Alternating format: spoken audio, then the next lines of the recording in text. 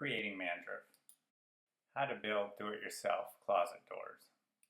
What do you do when your wife tells you she wants new closet doors, but then shows you an ad for $1,700? Well, first you hide your wallet. Then you get to work. I bet I can build similar doors for less than $200, saving myself at least $1,500. Step 1. Enlarge the image on your computer, then print it off. Fold the image in 4 and use it as a guide and trace it on your pre-cut plywood. Once you're happy with your pencil drawing, use a crayon or grease pen to darken the lines. Now I'm going to use a hand router with a 1/2 inch bit set a 1/4 inch deep, and I'm going to freehand these lines.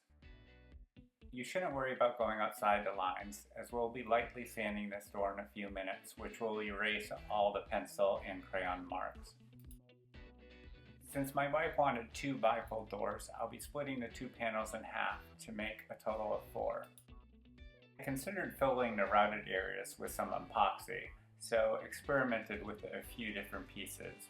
Also wanted to see what kind of stains I'd use.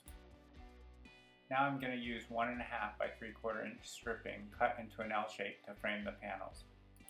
After framing the 4 panels, we simply stain them. In an effort to keep the cost down, I picked up a new hinge kit, but reused some of the old hardware. And just like that, I saved $1,500 and my wife got the doors that she wanted. I hope you liked this video. Please consider subscribing if you did.